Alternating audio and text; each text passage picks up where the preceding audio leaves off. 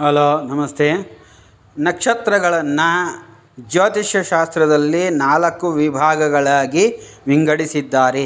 ಅವು ಅಂಧಲೋಚನಾ ನಕ್ಷತ್ರ, ಮಂದಲೋಚನಾ ನಕ್ಷತ್ರ, ಮಧ್ಯಲೋಚನಾ ನಕ್ಷತ್ರ, ಸುಲೋಚನಾ ನಕ್ಷತ್ರ ಎಂಬುದಾಗಿ ವಿಂಗಡಿಸಿ, ಅದರಲ್ಲಿ ನಾವು ಯಾವುದಾದರೂ ವಸ್ತುಗಳನ್ನು ಕಳೆದುಕೊಂಡಿದ್ದರೆ, ದನ ಕರುಗಳು ತಪ್ಪಿಸಿಕೊಂಡಿದ್ದರೆ, ಮನುಷ್ಯರು ಸಹ ತಪ್ಪಿಸಿಕೊಂಡಿದ್ದರೆ ಅವರು ಸಿಗುತ್ತಾರೋ ಇಲ್ಲವೋ ಎಂಬುದನ್ನು ಈ ನಕ್ಷತ್ರಗಳಲ್ಲಿ ನಾವು ನೋಡಬಹುದು.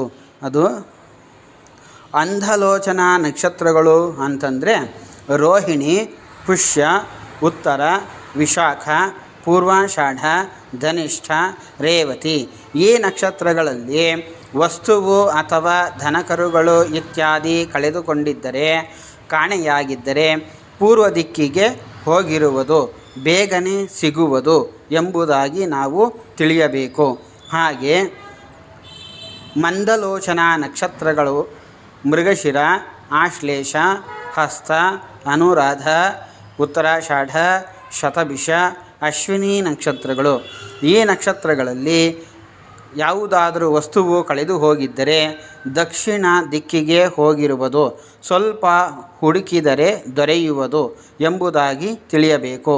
ಇನ್ನು ಮಧ್ಯಲೋಚನಾ ನಕ್ಷತ್ರಗಳು ಎಂದರೆ ಆರಿದ್ರ, ಮಖ, ಚಿತ್ತ, ಜ್ಯೇಷ್ಠ, ಅಭಿಜಿನ್, ಪೂರ್ವಭಾದ್ರ, ಭರಣಿ ನಕ್ಷತ್ರಗಳನ್ನು ಮಧ್ಯಲೋಚನಾ ನಕ್ಷತ್ರಗಳು ಎಂದು ಕರೆದಿದ್ದಾರೆ.